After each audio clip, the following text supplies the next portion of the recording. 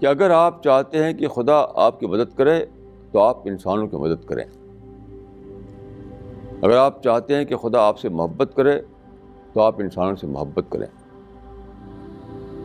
اگر آپ چاہتے ہیں کہ خدا آپ کی ضرورتوں کو پورا کرے تو آپ انسانوں کی ضرورتوں کو پورا کریں. یہ ایک بہت ہی زبردست اصول ہے. انسانوں کے ساتھ آپ جیسے رہیں گے ویسے ہی خدا آپ کے ساتھ سلوک کرے گا.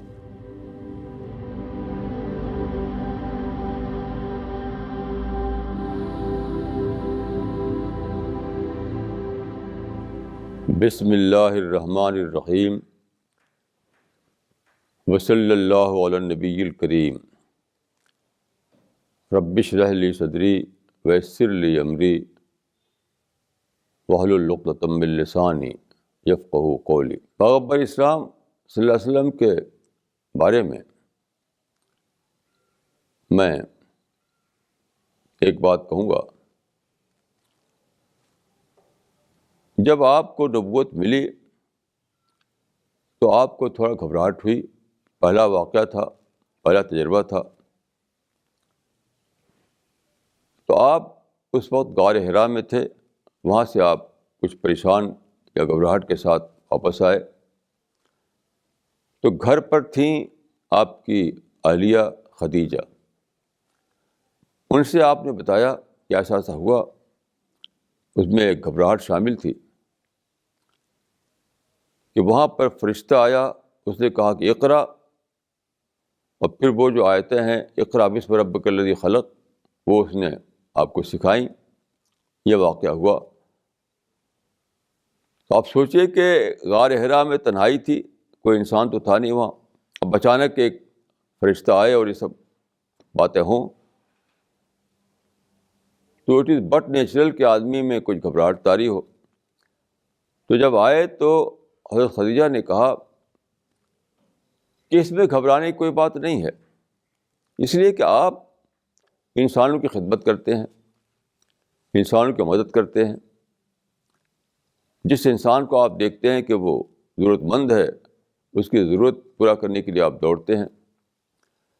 تو انہوں نے کہا کہ جو آدمی خدا کے بندوں کی خدمت کرے خدا اس کو کبھی بھی بیار و مددگار نہیں چھوڑے گا. آپ انسان کو اگر ہیلپ لیس حالت میں دیکھیں تو آپ دوڑتے ہیں اس کی مدد کرنے کے لیے. تو ایسا کیسے ہو سکتا ہے کہ خدا آپ کو ہیلپ لیس حالت میں چھوڑ دے، آپ کی مدد نہ کرے؟ دیکھیے اس میں ہم کو ایک پرنسپل ملتا ہے، ایک پرنسپل، ایک اصول کہ اگر آپ چاہتے ہیں کہ خدا آپ کی مدد کرے تو آپ انسانوں کی مدد کریں. اگر آپ چاہتے ہیں کہ خدا آپ سے محبت کرے تو آپ انسانوں سے محبت کریں. اگر آپ چاہتے ہیں کہ خدا آپ کی ضرورتوں کو پورا کرے تو آپ انسانوں کی ضرورتوں کو پورا کریں. یہ ایک بہت ہی زبردست اصول ہے. انسانوں کے ساتھ آپ جیسے رہیں گے ویسے ہی خدا آپ کے ساتھ سلوک کرے گا. تو میں سمجھتا ہوں کہ جس چیز کو ہم دعا کہتے ہیں یہ پریکٹیکل دعا ہے.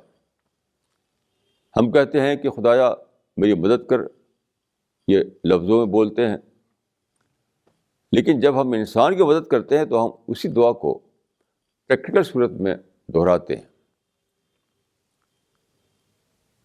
تو خدا سے اچھا تعلق جوڑنے کے لیے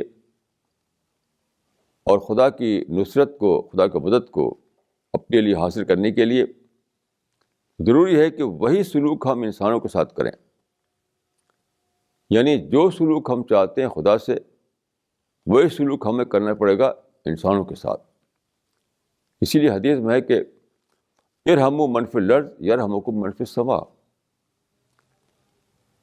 زمین میں جو انسان بستے ہیں تم ان کے ساتھ رحم کرو، خدا تمہارے ساتھ رحم کرے گا. زمین میں جو انسان ہیں ان کے ساتھ تم اچھا سلوک کرو، خدا تمہارے ساتھ اچھا سلوک کرے گا. زمین میں جو انسان بستے ہیں تم ان کے کام آؤ تو خدا تمہارے مشکل کے وقتوں میں تمہارے کام آئے گا. اور ایسے ہی ہوا کہ رسول اللہ کا وہ تجربہ، وہ نبوت کا تجربہ تھا، وہ بلیسنگ تھی، خدا کی نصرت تھی. ظاہر ہے کہ اس سے بڑی مدد اللہ تعالیٰ کی کیا ہو سکتی ہے کہ خدا کسی کو چنے اپنی پیغمبری کے لیے. تو غار حرا میں جو واقعہ پیش آیا وہ خدا کی نصرت کا، خدا کی مدد کا ایک بہت بڑا واقعہ تھا.